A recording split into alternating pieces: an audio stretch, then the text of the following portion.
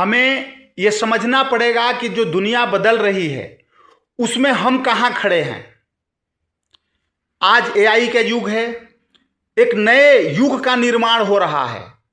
आप सब देख रहे हैं कि दुनिया में कई प्रकार के समस्याएं, कई प्रकार के समाधान, दोनों प्रकार पे काम अच्छे से चल रहा है।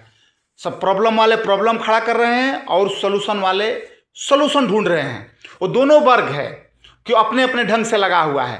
अब आपकी जिम्मेदारी है कि आप भोगी बनते हैं कि क्रिएटर, योगी बनते हैं।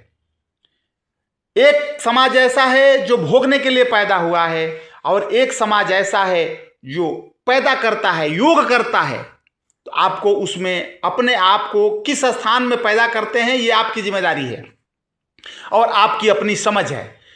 लेकिन महत्व उसका है जो क्रिएटर है, जो पैदा कर रहा है। भोगियों का कोई नाम नहीं जानता है। धरती में आज कीड़े जैसे महामानव या मनुष्य रेंग के चल रहे हैं, लेकिन नाम कोई नहीं जानता है।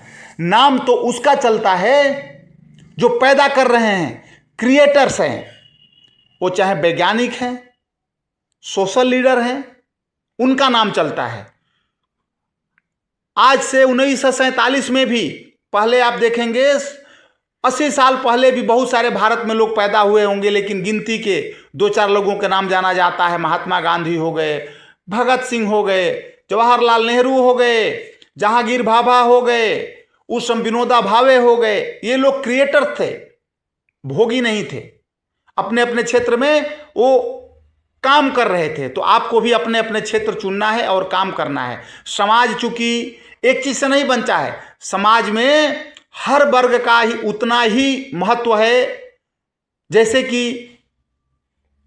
एक नॉर्मल विचार करो, एक साइंटिस्ट बनाने में सक्षम है तो दूसरा वाला डॉक्टर इलाज में सक्षम है, उसका भी उतना वैल्यू है।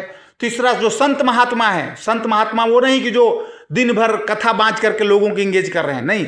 संत वो होते हैं जो समाज को सुदृढ़ करके रखते हैं, उनका भी उतना ही महत्व होता है। किसान सबसे बड़ा संत एवं परोपकारी होता है किसान, जो उसका सबसे बड़ा महत्व होता है, जो समाज को भोजन देता है, समाज को जीने के लिए, तो उसका एक अपना महत्व है।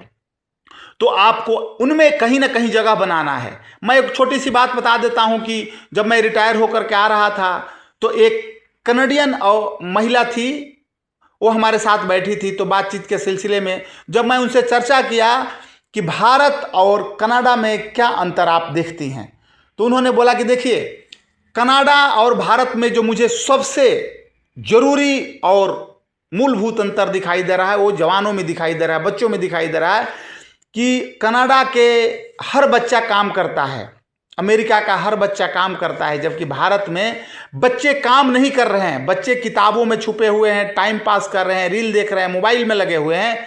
जबकि अमेरिका और कनाडा के बच्चों में ऐसी चीज़ें नहीं हैं। वहाँ पर प्रैक्टिकल करना ही पड़ता है। कुछ भी नहीं तो आप स्टूडेंट हैं तो भी आपका जो प्रैक्टिकल नंबर ऐसे नहीं मिलेगा, सोसाइटी से मिलेगा। आप अपने जा करके सोसाइटी में कंट्रीब्यूट कीजिए, आपके जो भी क्षमता है, झाड़ू लगाइए, सर्विंग कीजिए, कार वॉश कीजिए। ये जो भारत से भी बच्चे जाते हैं वहीं काम करते हैं। अगर आप सॉफ्टवेयर इंजीनियर है तो कंप्यूटर पे जाइए, अकाउंटेंट है तो बिल बनाइए। मतलब कोई भी फ्री में आपको मदर फादर भी भोजन नहीं देता है। जबकि भारत में 30-30, 35-35 साल के बच्चों को माँ बाप घर में बैठा करके, खुद बाप रिक्शा चला करके और 35 साल के जवान बच्चों को खिला रहा है। 18 साल के जवान बच्चों की माँ मजदूरी करके पढ़ाई के नाम पे खिला रही है। जबकि पढ़ाई कोई 24 घंटा नहीं करता है। पढ़ाई गुड क्वालिटी ऑफ एजुकेशन 7 घंटा 8 घंटा ही होता है। लेकिन चूंकि माँ बाप चाहता है कि हमारा बच्चा आगे बढ़े, लेकिन प्रैक्टिकल का उसको मौका नहीं देता है। वो सिर्फ उसको किताब दे रखा है, उसको प्रैक्टिकल नहीं दे रहा है। यही एक अंतर दिखाई देता है कि यहाँ के बच्चे काम नहीं करते हैं, जिसमें बच्चों का रोल कम है, पेरेंट्स का ज़्यादा रोल है। पेरेंट्स उनको कोई काम नहीं बता रहा है। पेरेंट्स तो उनको किताब दे करके और पैसा दे करके अपनी जिम्मेदारियां झाड़ ले रहा है। जबकि उसको प्रैक्टिकल करने का मौका देना चाहिए, बताना चाहिए, हर काम का उसे पार्ट बनाना चाहिए ताकि उसे प्रैक्टिकल नॉलेज हो। यही दिक्कत है कि भारत में सब लोग शहरी जीवन में शिफ्ट हो रहे हैं और अपने बच्चों को प्रैक्टिकल जीवन से पीछे कर रहे हैं, छुपा रहे हैं, जो एक भविष्य के लिए खतरा दिखता है। तो हमारा कर्तव्य है कि आप लोग प्रैक्टिकल में भाग लें, सोसाइटी को दो और अपना एक फ्यूचर, बेहतर फ्यूचर का निर्माण करें। आज मैं इन्हीं बातों के साथ आप लोगों को यह सेशन समाप्त करता हूं कि आप लोग प्रैक्टिकल जीवन करें और अपने पेरेंट्स को बताएं कि हर चीज में आपको भाग बनाएं। माताजी खाना में सहयोग मांगें और आप करें, पिताजी अपने बिजनेस में आपका सहयोग लें। नमस्कार, जय हिंद, जय भारत।